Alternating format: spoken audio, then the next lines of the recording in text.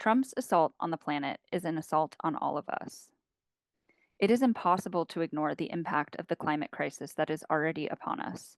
From the acceleration of the mass extinction of hundreds of species and disastrous weather events that are becoming more frequent and more destructive, to the mass displacement of tens of millions of people every year due to climate disasters, the threat of drought, mass starvation, more pandemics, the climate emergency is already here. And this climate crisis has exposed the most dire and contradictory aspect of the capitalist system. The fundamental needs of capitalism require continuous growth of production. Increased production means increased extraction of raw materials and increased energy use.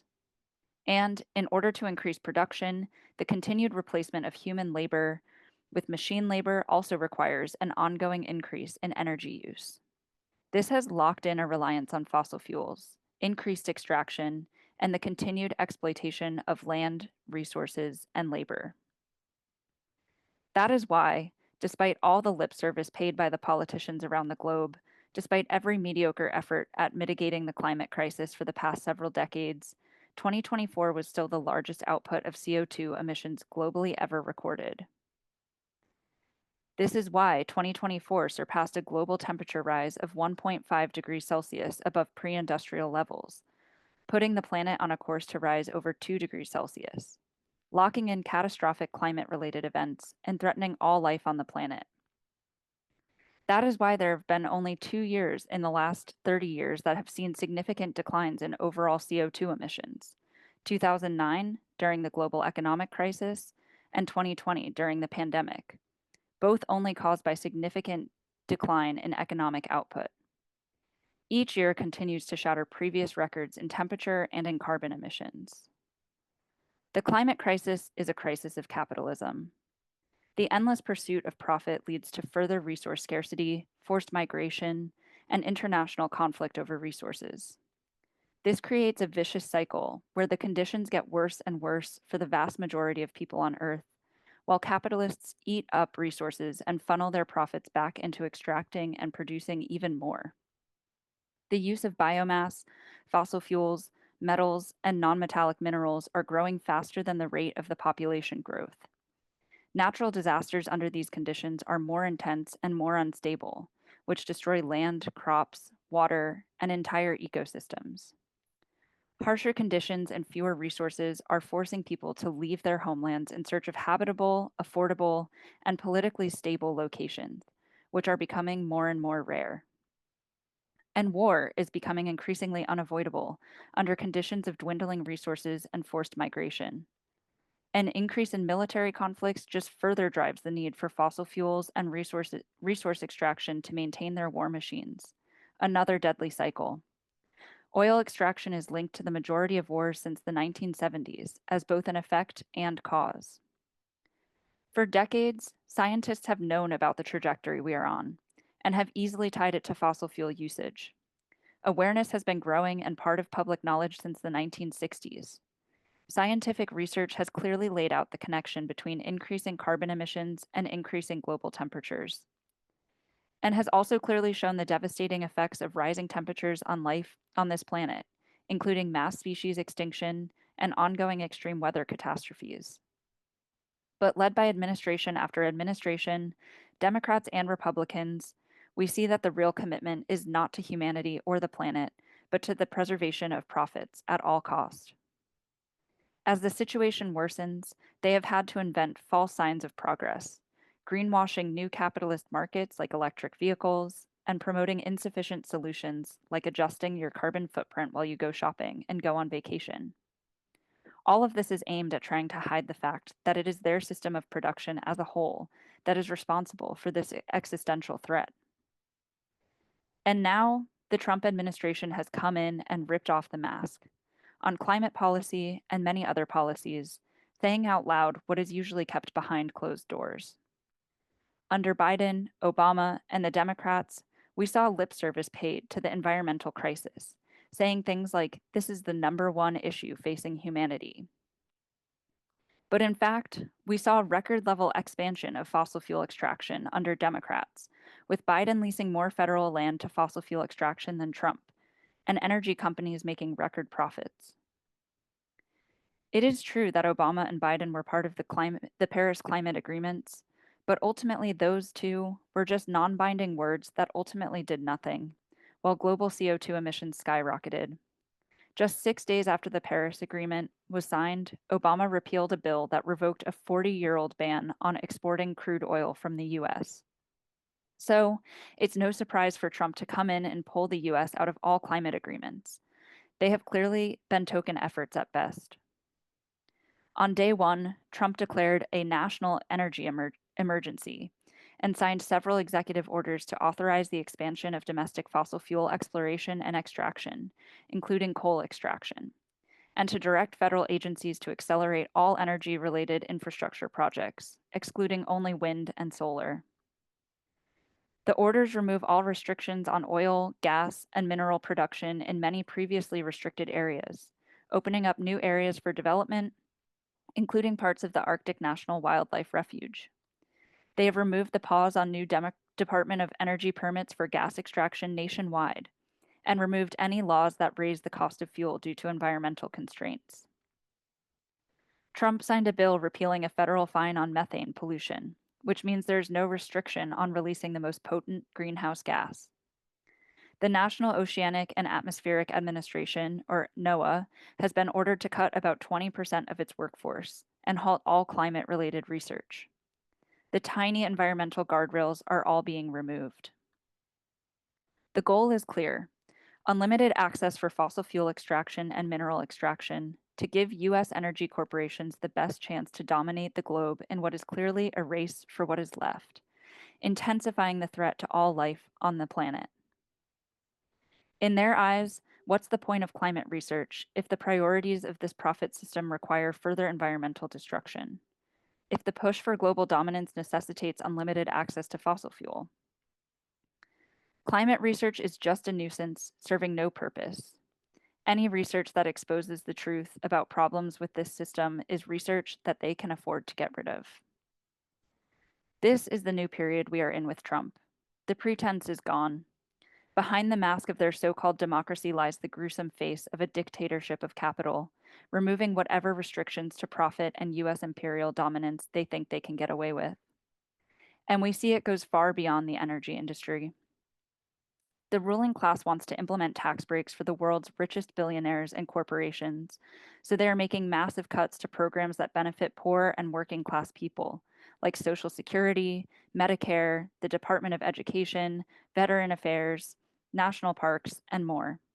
In their plans, federal agencies that aren't directly tied to the military or industry can be gutted, closed, or privatized, like the Post Office, the FAA, and more.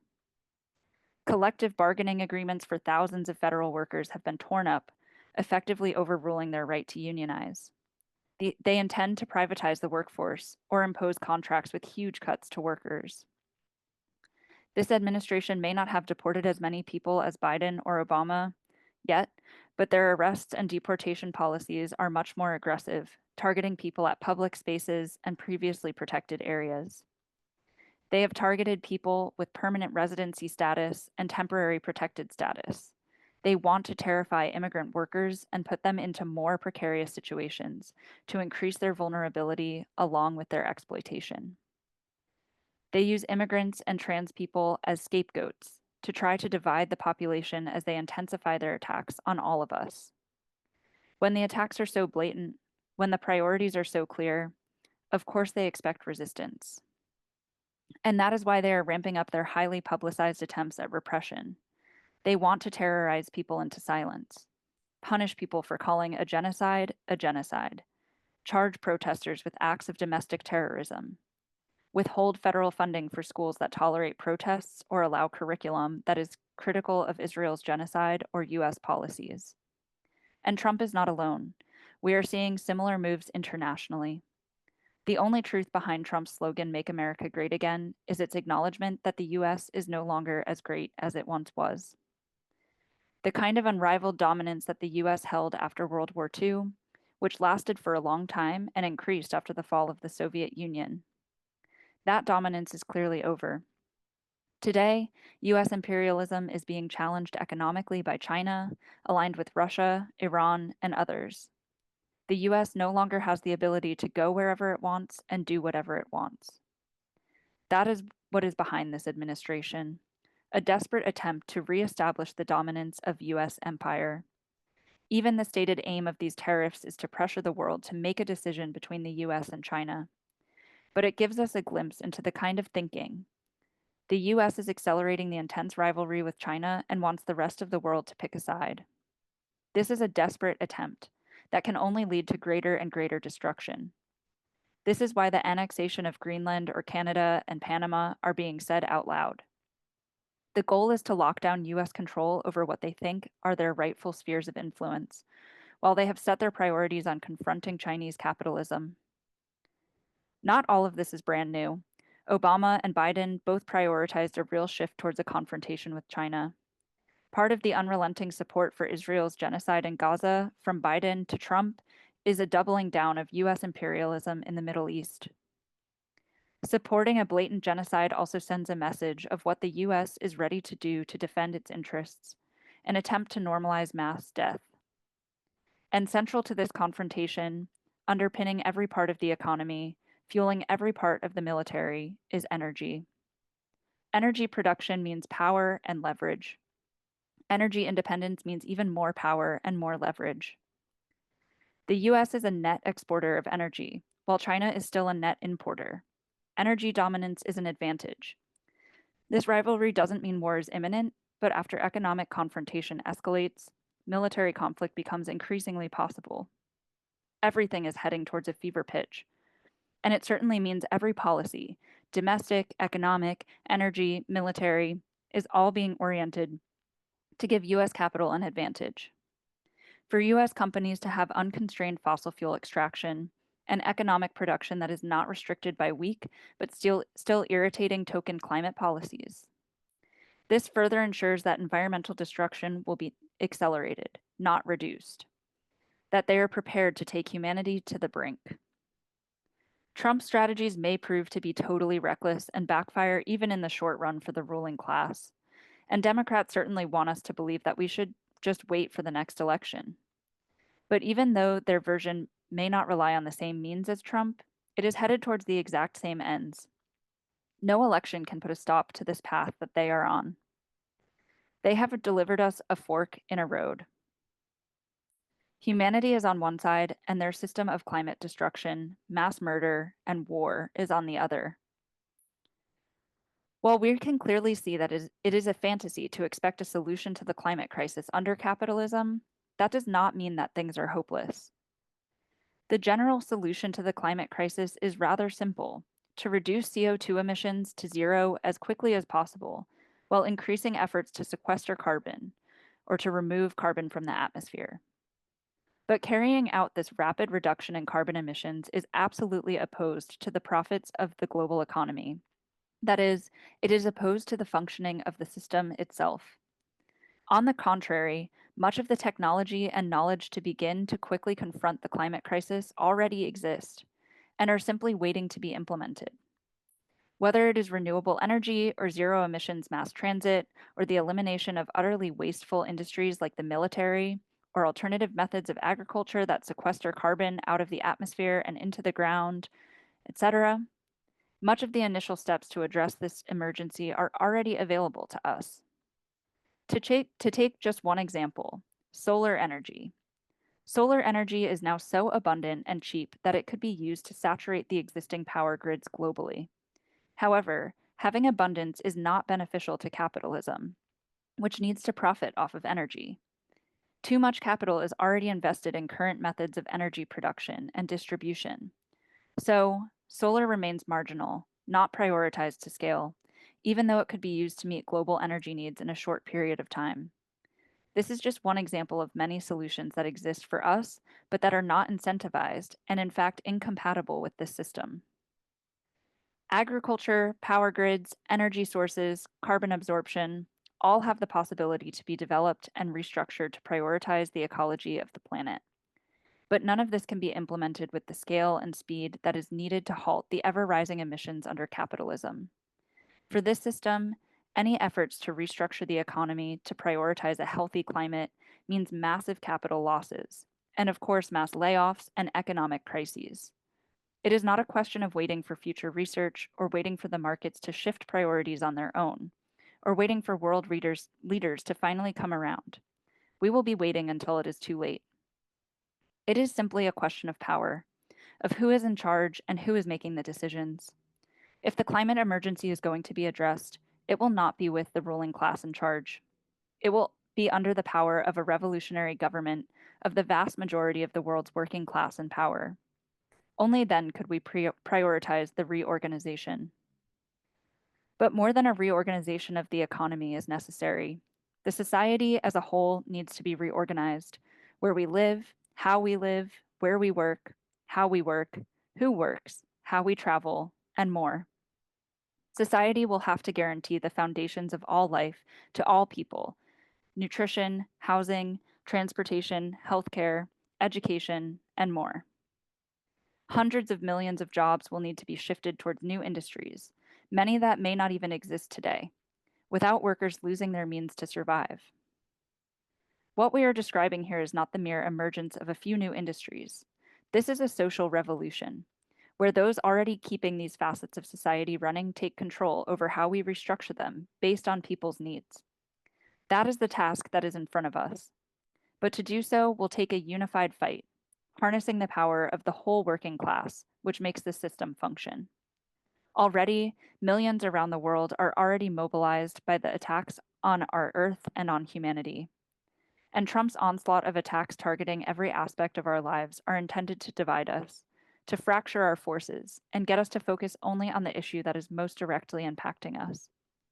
But this is exactly this moment when we can see clearly how all of these attacks are interconnected and underpinned by a ruling class trying to protect their interests and defend their system by any means necessary, even if it means death and suffering to billions of people as a result. Trump and the forces of reaction all around the world have opened up an opportunity and the absolute necessity for us to fight against their system as a whole, unified locally and internationally. We have to be clear with what we are seeing take shape. This is a new period of intensifying competition and conflict, a race for what's left, an acceleration of environmental catastrophe, the threat of increasing wars, a blatant attack on the working class, a ramping up of repression, major attacks on the poor and the most vulnerable. This is all in a desperate, reckless, and utopian attempt to strengthen the US empire. This is a future we cannot accept. And let's let the protests of last Saturday, the hands-off protests, where already over a million people took part in cities and towns across the country and every state, be a glimpse of the kind of power and potential we have in this country alone. As they try to construct a fortress for themselves, more and more people are increasingly clear about which side they are on. It is the billionaires on one side and the vast majority of humanity on the other. It will take a lot of work. Calling elected officials who have facilitated these attacks won't work. Boycotting industries that are so powerful that they control entire markets won't be enough. Showing up in the streets at protests is important, but alone, it too will not be enough. Building our power starts with taking a stand with those around us, in our communities, our schools, our workplaces. It means making new connections and taking actions, however small, with those around us. It means we have to build up our forces, to use our collective power. This is not a fight to pressure the system to shift its priorities away from profits and towards humanity. That would be a fantasy. This is not just a fight to get rid of Trump. It's not just a fight to stop their attacks. It's not just a fight to put an end to this system of violence and destruction. This is a fight for humanity, for the future of all humanity. This is a fight for a different world entirely. We need to take power out of their hands and into our own, because our lives and our future are more important than their profits.